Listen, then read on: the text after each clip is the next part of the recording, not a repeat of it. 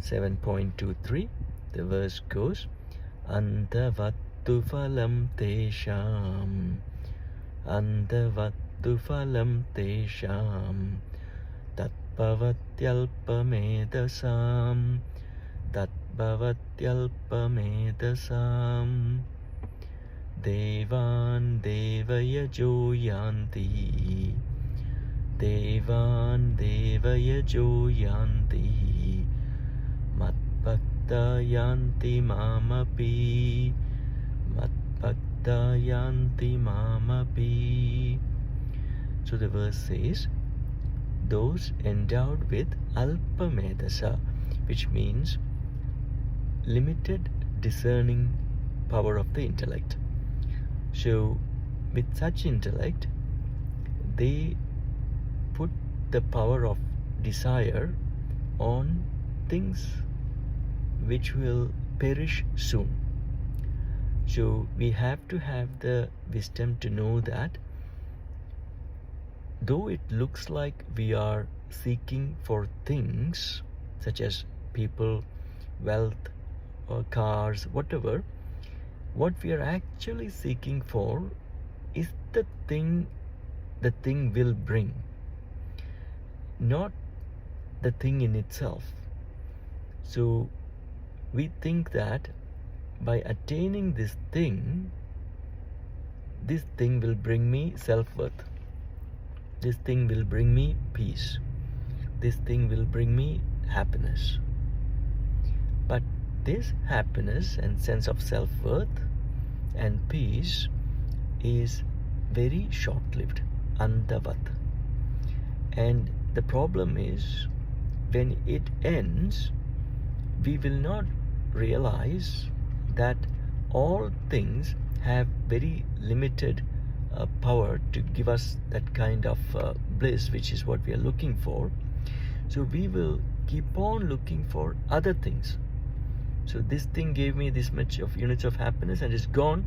Then we are desperately looking for perhaps one more experience with the same thing or with other things. We are desperately running after things which has limited ability to give us that joy, but we keep running because we have alpa-medhasām and devan, deva-yajo yanti. So here in that ritualistic conventional sense, deva-yajaḥ, yaja means the ones who does yajñas, the one who does rituals, the one who does different ceremonies to please devas. No, devas in that sense, in that devotional sense, refers to celestial beings of the universe. So different powers of the universe. So just like in our body, there is the immunity system which is in charge of protecting our body, like the military kind of thing. So everything has a specialization. So when we are under an attack from an infection, we depend on the immunity system to help us fight this, not our muscular system. But when we have to run, we have to depend on the nervous system, which is related to the muscles, to fire for us. So similarly, when we are seeking attainment of some objects, let's say money, so then the textbooks talks about certain rituals to appease the powers of the universe, which will bring in abundance in terms of that factor, money. So that is the idea of yajñas, where specializations, different powers are in charge of different aspects of the universe. So if it's a specific thing you want, you need to approach that particularity, that particular power to grant you that. So people in that sense are always going towards pleasing different kinds of divinities in that sense. So when you are sick, sometimes we will say go to Dhanvantari temple, because that is in charge of healing. When you have obstructions in your work, in your business, in your success, people will say go to Ganesha. Ganesha is a specialist in removing obstructions. When you want money, people will say go do a Lakshmi Puja, because Lakshmi is in charge of money. So like that we go, and here the Krishna, as that Ishvara is saying, eventually a maturity will develop where by attaining money, by attaining whatever you asked for, that in itself doesn't do anything.